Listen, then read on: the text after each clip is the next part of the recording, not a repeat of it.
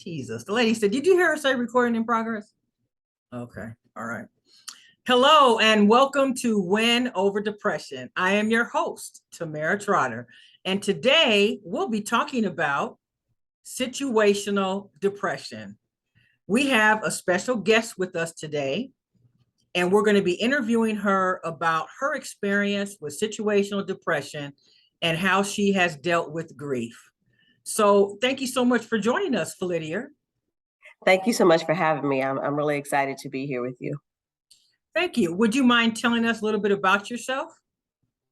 My name is Feledier Thrower. I have known Tamara Trotter and Win Over Depression platform since 2014. So I've known her several years. I am a children's social services supervisor with the County of Riverside. I've been with the County of Riverside for the past 23 years. So that's just a little bit about me. I have one daughter who is 30 and lives in Washington, D.C. And I have a beautiful granddaughter that is 8 years old, and she's also in D.C. So I'm excited when they come to visit, and I get to go visit DC, and a beautiful, amazing family that cares for me and that I'm really close to. Oh, that is so fantastic. I am so glad that you were able to join me today on this podcast. And so I know that from being your friend, that you are someone who is upbeat, lively, loves to dance, always likes to be in the know, and is probably the person that I know knows all about jazz and all types of music. And so you know that I suffer from depression, and it hasn't affected our friendship at all. As a matter of fact, one thing that I want my viewers to know is that you have been someone who has wanted to learn more about what depression is all about. I know that when we first became friends, you didn't really understand it. And so I know that you've gone through a lot these past couple of years, especially with COVID, and you've had some situational depression in your own life. Would you mind sharing a little bit about that, please? I have. And yes, that is absolutely true, Tamara. I mean, when you hear about depression, you don't understand that there's different levels. So just as my friend and a Riverside County employee as well. So we talk about a lot of things, and that was one thing that I had not kind of experienced up close and personal. So you taught me a whole lot about it. But little did I know that I was going to experience situational depression up close and very, very personal. I lost my father, who was very near and dear to me, January 9th, 2021. And 3 weeks later, I lost my dear mother on her birthday, February 5th of 2021. And it changed my life. And I've heard that grief changes you, but you have no clue when you're dealing with it yourself. And it truly, truly changes you. So I can honestly say that I'm not the person that I was prior to 2021. I was deeply, deeply depressed when I lost my parents, to the point where, I literally had to talk myself to say, you need to get out of the bed, you need to get out of the bed, and literally could just roll over to actually slip out of the bed to put my feet on the floor because I knew I just had to. I'll go back just a little bit. Prior to losing both of my parents, my mom had triple bypass surgery right before COVID. So I think right after COVID. So COVID hit like March 7th, 8th, and my mom had her surgery like 16, 17, something like that. So my mother survived triple bypass surgery only to pass away due to COVID. So you can imagine how that was even more grief on me, because I couldn't understand the fact that my mother survived triple bypass surgery, which is a very serious surgery, and then passed away due to COVID. So that was very, very difficult, and for my family. So not only did I lose my parents, I actually left my home for 2 years. So I have a home of my own, and I moved in with my parents and my sister, because my sister needed me to help her take care of my mom because of the triple bypass surgery, which I said is a very serious surgery. So that was another for me kind of loss, because I lost my own space for 2 years, but I sacrificed. So I went to live with them and care for my mom. And we, thank goodness, we were able to, I was able to telework. So I was able to help and still work and that kind of thing. But after my parents passed away, um, your life just, it changes so quickly, because my father passed away. I lovingly called him daddy, so I'll refer to him as daddy because that's what I called him. Yeah. So when daddy passed away, um, I'm filling out the paperwork and thinking I'm going to be taking off work to take care for my mother, because she had got COVID, got better, and then got a little worse. So I was doing that. In the midst of that, um, my mother passes away. So I'm thinking I'm going, even though I'm devastated because daddy passes away, mama, which I lovingly call her, so I'll refer to her as mama. Mama passes away. So now not only do I have to grieve for one parent, I have to grieve for two parents. And PTSD is real, because feelings are starting to bubble up. But like I said, my parents have been gone 2 years. But like even now, I can feel the emotion bubbling up, because I'm talking about them, and they're no longer here. But the grief was so overwhelming, so overwhelming, um, that you just hardly can't speak about it, and the pain was so overwhelming that So I went to therapy because I needed to, and for the first God, I know couple of months. I know it was a couple of months. It might have been almost 6. I literally could not speak.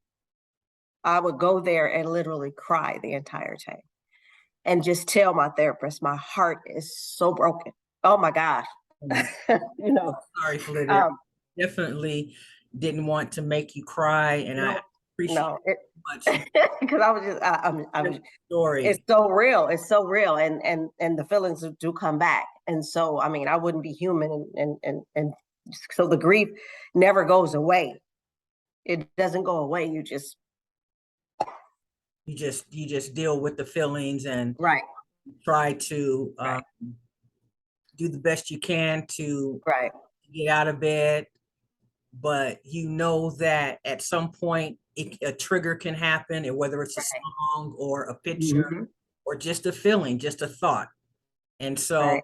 I appreciate you being so transparent with my listeners. Hmm. I really want to commend you though. And of course you have my condolences, my sincere condolences. And I know that it's been difficult, but I have also watched you the entire time, and you have really, like you said, it was devastating, and I knew that it was, and I was concerned about your mental health and how you would pull through it.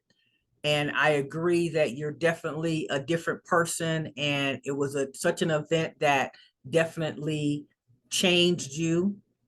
And so I know that you said that there are situations and circumstances that happen to people. And so this is a situation that caused you to experience episodes of depression. So, what would you say to someone who is also experiencing depression, but doesn't really know how to handle grief? Well, that was definitely my situation. That I hadn't dealt with that type of depression before. You hear of it, but like I stated before, you don't know until you go going through it.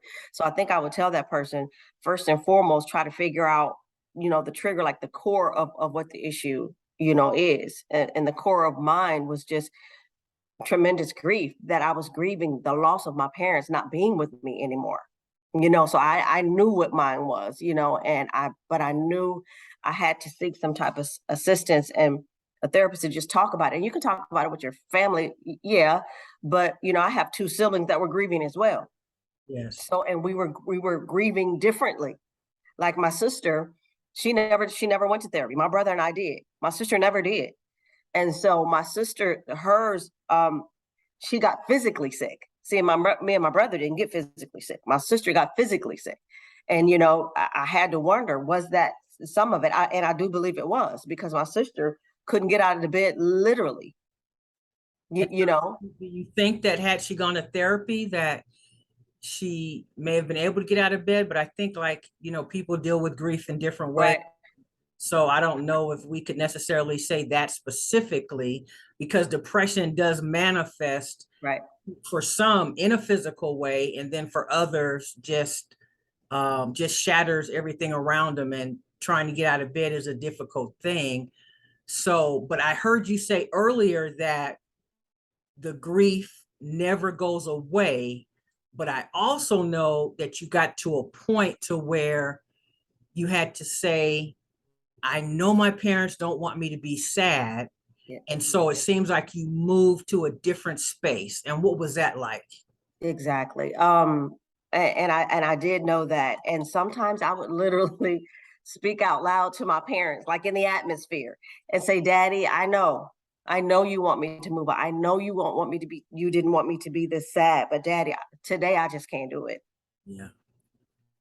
You Yeah. know, That's a beautiful thing. And it's just interesting how when our loved one is no longer with us, there's so many things that remind us of hmm that person, and you take on this feeling that, but what would my daddy want me to do in this situation?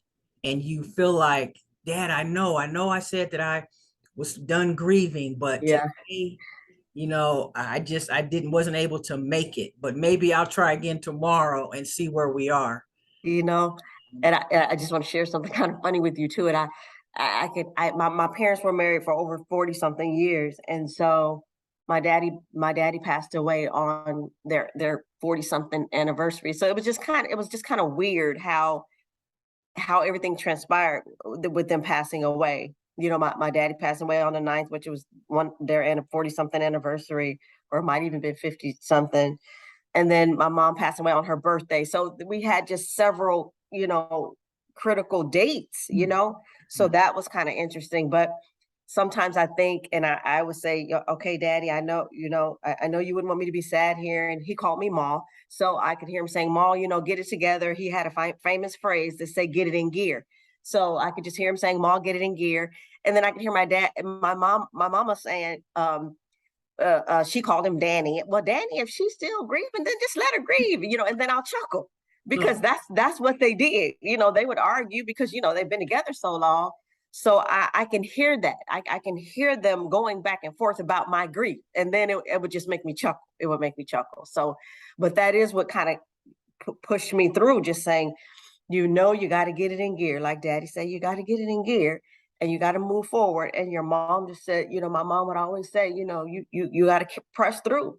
And if you got to kick doors down to get through it, then that's what you do. And so you kick that door of grief down and shake it off, and as much as you can, for you to be able to move forward. And I knew I had to do that because I was off work a year, because I literally knew the type of work that we do. And the type of work that we deal with a lot of people. So my people skills were not where they needed to be, because I could not be talking to people and bursting into tears. As you can see, I've gotten emotional a couple times and had to literally get through that feeling of tears wanting to stream down. But I know we have to get through this podcast, so I can't sit here crying and you tell your audience I need a moment for her to get herself together. Okay. So just even things like that, just saying, hey, but it was good that, and I'll go to another thing that Daddy would always say, that Ma, you got to go to work, and you can't call out sick all the time, because you never know, you're going to need your time. And Daddy was right once again, because I was able to be off work a year, and majority of part of that year I got paid because I had so much time. We did some other things, that kind of compensated as well to offset, but the majority of my time was uh, that I had enough time to do that. So you just never know. You never know. And I am truly educated. I've educated myself, and just talking to other people about grief, situational grief, and how to move forward with it. So I'm in a better space. I'm not 100%. I'll never be, because I've had other friends that have lost parents, and they say you never get over it. You never get over it. You just get through, and that is so true. You get through, and there's moments where I will just tear up, at late night and just say, "Gosh," and even like the other day, like there's come where I say, I need to call mom and tell her, and they've been gone 2 years. Oh, daddy told me I need to tell him that, and I'll just stop myself and just say, okay, well, that won't be happening. And I wanted to go back to my siblings for a moment. Sure, absolutely. Um, I gained weight, my brother gained weight, my sister lost weight. So it's just the difference. I went to therapy, my brother went to therapy, my sister didn't. So just different ways of how we were dealing with it. And we all dealt with it different. And we would text each other and just to say, hey, I was just texting, I just had a thought about daddy and I just wanted to share it, and they received it like, oh gosh, I was thinking about daddy too. So, and what about this? What about that? Or I'll send them a song. My dad loved the Whispers. Daddy loved the Whispers. I would send that. Mama loved Gladys Knight. So, and I find myself like seeking them out. Like I have songs with Gladys Knight and, the Whispers and Anita, not Anita Baker, Aretha Franklin, Mhm. just people like that, because it makes me feel close to them if I listen to it. I would play it for them, and they would just nod their head, tap their feet, because and they would just go back to a moment in time where they were actually, I can tell that it was a good time for them listening to that music. So just even doing little things like that, just things like that just help me get through. And so, Feledier, I know, no, because I know you personally, I know that you're very close to your parents, and I know that even though what happened was all of a sudden, you know that the relationship that you had with them was special. And so, what would you say to someone who may lose a loved one and may not be on good terms with them? Because I know that you were on good terms with your parents, but what would you say to someone who isn't on good terms and may experience the loss of a loved one? I think just, no matter what, they were still your mom, your dad. And although you may not have had a good relationship with them, or be it you guys had an argument and you were estranged for years or what have you, that at the end of the day, love is love. And it just didn't matter. It was unfortunate, but it didn't matter. And to forgive yourself and forgive them, Mhm. forgive yourself that you didn't have a relationship if you may not have reached out because of some type of pain, serious hurt that you had that they caused, or vice versa. Just that you just have to forgive yourself, because holding on to that guilt, it's not going to make your grief any easier. Mhm. It's already hard. Like grief is already so hard. So to Right. hold on to things, oh, I should have, oh, I could have, it doesn't matter. It doesn't Right. matter. The The parents time are is still gone. living. They're still living, but their parents are still living, but they don't really see them, or they're estranged from them. Is there anything that you think they could do in order to restore that relationship? I think try to mend it, Try to- reach out to them. Yeah, definitely reach out, and if they don't reach back, at least, do your due diligence, because the only person you control is you. So do your due diligence. And if you're reaching out, even if it's just a text, hey mom, I love you. That's it. I Right. love you. I did my part. I did my part. So if anything transpires, well, and I don't, I'm a believer, I'm not a religious tyrant or anything, but I'm a very spiritual person. So I do believe in the Most High God and Almighty. I'm going to give him the praise and the honor and the glory. So for me, I will say, God, I've done my part. Now work on my mom or dad's heart. If that was my case, that wasn't my case. We were extremely close, extremely close. And so, I smile, when I think about it, because I have no regrets when it comes to my parents. Not one regret, no regrets. I loved them. I hugged them. I sang with them. I talked to them. I danced with them. Just, I have none. So that's my personal experience. And I'm so thankful that God gave me that.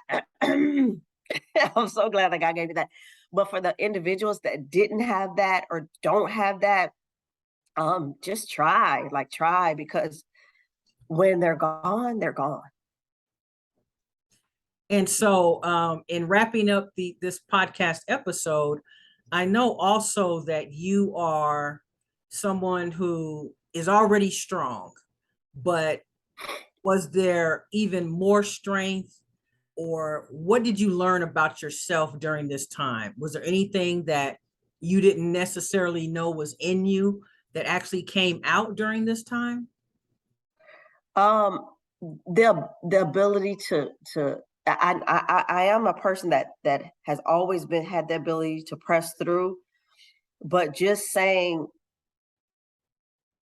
you can do it, like even when I didn't want to, because there was very rarely a time where I I would give up. Like I'm just not that person. But with the grief, there were times where I just said, Mama, Daddy, I just don't want to do it. I don't want to. You know, I just don't want to, and I'm just not gonna. And that wasn't me. Like that wasn't me. But so I learned that when I get to a very, very dark space, because it was, Mhm. that even when I don't want to, I have to. And I didn't think I would ever get to that point, because I didn't have a difficult life. And so that is something for you people that your life was like pretty easy. We get hit really, really hard. It's even harder for us. The individuals that had a hard life, and I'm not saying I was born with a silver spoon in my mouth or anything, but I had some niceties in my life. I never wanted for anything. There was always food on the table, lights, gas, whatever I wanted, I always had. So individuals like us, it hits us harder because we didn't really have many hard times. Hard time. So some individuals don't bounce back from that. And I thought, I mean, I never thought I would be one of them that didn't bounce back. However, I couldn't even believe I got there, if that makes sense. Like, I know how to get through stuff. Like seriously, we're out there. Like, oh, I know how to get through stuff. So when things happen, like I really know how to deal. But see, you don't have those tools in your toolbox because you ain't never been down that road. Right. So I had to tell myself that, like, wait a minute, girl, you ain't all that because you don't have this together because you ain't never lost your parents. Right. Now Exactly. you might have lost an auntie or an uncle, and it hurts, but nothing is more painful than losing a parent, and then losing 3 weeks apart. No, no. So for individuals like me, and I know you're out there, just know that you are gonna have to like start trying to get a couple of little tools in your toolbox. If you haven't lost your parents, or somebody like super close to you, like start reaching out. And another thing that also helped was when COVID hit, like our department, Riverside County, was really good at like offering mental health resources. So see, I had kind of started, even though I didn't know I was going to be hit like this. So see, I had kind of started, and then with you, Tamara, went over depression, all that. But I believe in divine intervention. See, God knew that I was going to have to deal with this in 2021. So for the one, I'm speaking to the believers now. God knew I was going to have to deal with that. So he introduced me to Tamara to went over depression, learning about depression and all of that.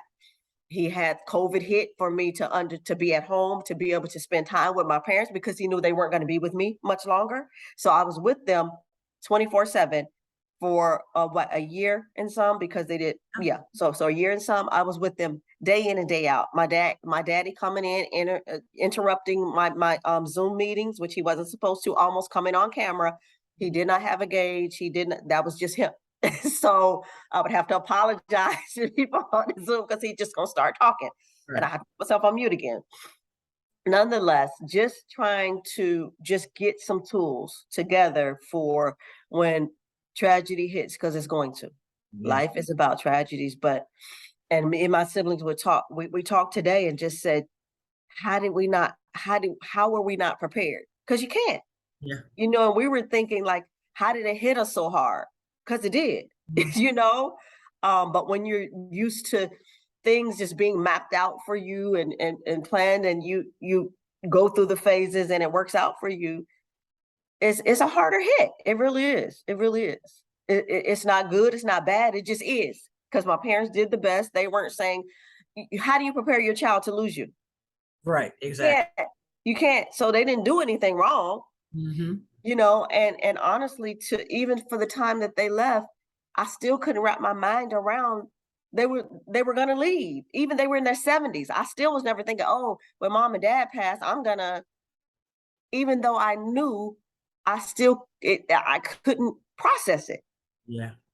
you know? Because I don't think you can ever prepare for it. And even if you know it's coming, you still won't know how you're going to deal with it until it happens. And so I know that you are a subscriber to Win Over Depression, and I believe you've listened to a few episodes. I Is have. there any one message in particular that resonates with you, or anything that you like to share with the YouTube viewers as well as the Win Over Depression podcast viewers about the podcast itself? I mean, there's just several. I mean, just listening to it, like something is going to resonate with you. I've listened to several of them. Just education, pretty much, just you educating individuals just about depression, because and Tamara knows I'm super transparent. I'm 55 and this is new. Like in our days, we didn't talk about that. So I can share with how old I am and how, life has progressed for me. And that's it's just not anything that we talked about. Like it was just hush hush. And especially, and I'll share too, in our culture, I'm an African American female, and I identify as an African American female.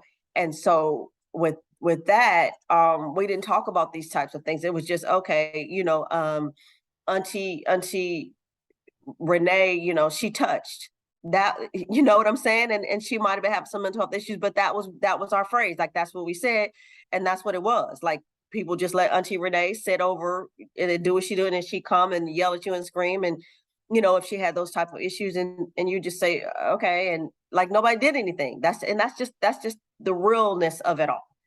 But now there's so much out there. There's so much education that there's no excuse for us not to try to get some help and to work on our mental health and to do things that we need to do to keep us thriving and doing what we need to do to move forward. So there's just several episodes, so I can't really just pick one because there's just such a wealth of knowledge and insight regarding mental health on your platform. Thank you so much. So is there so I know that you have never experienced depression before, and so the situational depression has come up, but do you are you over the depression itself, dealing with the grief with your parents, or would you say that you feel you'll always suffer with situational depression? Does that make sense? Yes, I don't think so, because, and when I say I don't think that I'm going to always deal with the situational depression, because I've recognized the things I need to do. Okay. Like I have my tools, so I'm not going to lay in the bed when I start thinking about my parents, or having a moment. I understand and I breathe through that moment. I go through that moment. I accept it, what it is. Okay, we're having a moment with mom and daddy. They're not here. It's okay. And I can jump out of the bed and I can go on about my day. Okay. And it may come back later on that evening. So I know how to deal with it now. Whereas before, when I was sharing with you, I just say, Mama, Daddy, I'm sad and I'm just gonna be sad. And that's what it's gonna be. So take it how you want to take it. And I did talk to them. You know what I'm saying?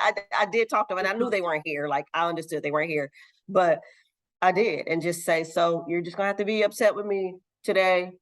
It just is what it is. Or, I might send my brother some crying emojis. He already knows what I'm talking about. I Yes. don't need to share it, and he'll send crying emojis back. Mhm. We don't need to talk about it, and we have our moment and we go on. Or I'll call my sister, and my siblings and I are very close.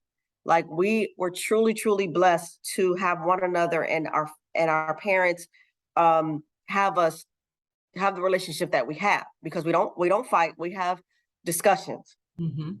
and we agree to disagree respectfully. And we don't always agree because we're different. We're three different individuals, so we don't.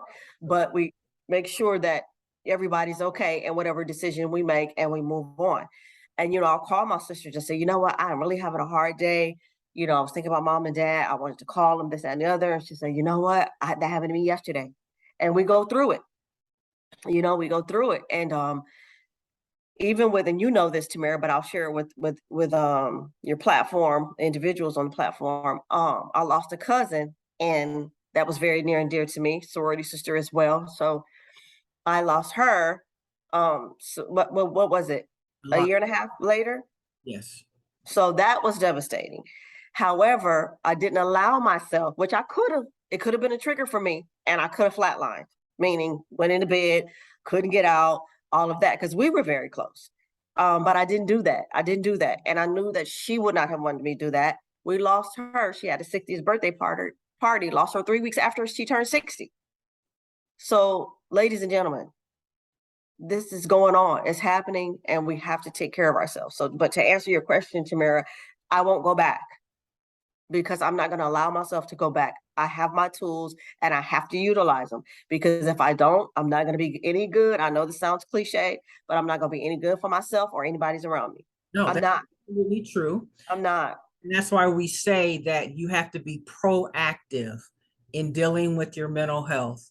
And so you have to know what the triggers are or what the feelings are that can cause you to go into a deep episode of depression. And you have to be able to pull yourself out, because no one can be with you 24 hours a day to help you to stay chipper and to feel positive. I moved back after the 2 years. I moved back into my home. I moved back, and I'm by myself. I live by myself because, like I shared, my daughter lives in DC. So I know there's certain things that I have to take care of. So I move slowly around the house. If I have something sharp in my hand, if I'm taking a bath, I'm looking around like, is everything unplugged before I go to sleep? Just not everything, but just things like if a fire could break out, whatever. So I'm super proactive, Tamara, and very intentional, because I live 45 minutes from my siblings. So if something happens, they can't get to me fast. Right. So I have to make sure that I'm doing these things to keep myself safe, because I know I'm so far away from them. And just little things like that, just little nuggets that, I'm sharing to just make sure that you're safe and all that. And then I can't be in the bed. I'm in the bed. Nobody's here. I have to get up. My sister's going to call me. My daughter's going to call me. Tamara's going to call me and be like, okay, wait a minute. Now, I ain't heard from you in 3 days, but that's unheard of. So if they don't hear from me in 3 days, they know something is going on, because I'm a pretty social. Oh, and I would say I'm a pretty social gal. And to go back to that, I went from being extremely social to not social at all, and I know that COVID had a little bit to do that with that. But even now, I'm just not as social. I just don't have the desire. I just don't have it. Now, I will if it's like a major something, like Tamara, we're going to Aruba, but that's like a major trip and I'm super excited about it. But I would have something planned literally every weekend, all month for 6 months straight. Like it was nothing. Like, I always come out quite the social gal. But since my parents, and even though COVID is subsiding, we don't have as many, which it is rising again. But I just don't have the desire. And I know that's because of what's transpired. And I just think about life differently. And just being out socially is just not as important to me as it was. And that's understandable. And so you may get some of that back eventually, but if you don't, this is the new you. Yeah, I don't think it'll be 100 the way it was, and I'm okay with that. I'm okay with that. Absolutely. Yeah. Absolutely. So thank you so much for your time today. You have left a wealth of information with my listeners. I know that this is going to be a well-received podcast. I can't thank you enough. So again, I appreciate you. And if you have any final words for the listeners, you can tell us now. Yeah, I just want to say that number one, that if you are going through situational depression, you'll get through it. And I know that's almost with anything in life, but you have to just allow it to take its course, and just get some things in your toolbox, and that's going to help you move forward. Definitely tap into your support system. Definitely, like, you just have to have that, and pick who those people are going to be, and individuals that you know that are going to actually reach back out. Not somebody like you have a cousin that you know never answer their text or their phone calls. They're probably not the person for you to get to support you, but individuals that you know that are going to support you. And if you have to take the time off work, ladies and gentlemen, work's going to be there whether you're there or not. Like it is. So I was just fortunate, like I said, that I had the time, that my employer was so super supportive and all of that. But even if you may not have that, like even if it's 3 days, 2 days, like just something to take care of yourself and know that you're having a hard time. And if you have to have a hard time, okay, if it's 1 day, okay, 1 day, but any more than that, like you have to start doing something. Like you have to start doing nothing, because the longer you stay in bed, and I'm using the bed as an example because that's where I went.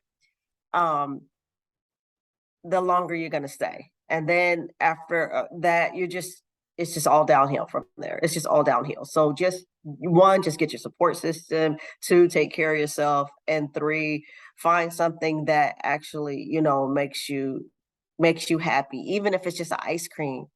Like seriously, like I love Snickers, so if I got a Snicker, like I'm super happy about it. So Absolutely. just things like that, and just take care of yourself. And if you do come from a spiritual space, not so much a religion or whatever it is, wherever you need to tap into, whatever source you need to tap into to get you energized, tap in. Definitely. Absolutely. So I never like to end my podcast without thanking you so very much for listening. You can find us on Pinterest at Mental Health Expert. You can also find us on YouTube at Win Over Depression. And we will see you in the next episode. I want to thank Feledier Thrower for being here today. Thank you, Feledier, and enjoy the rest of your day. Thank you, and bye bye for now.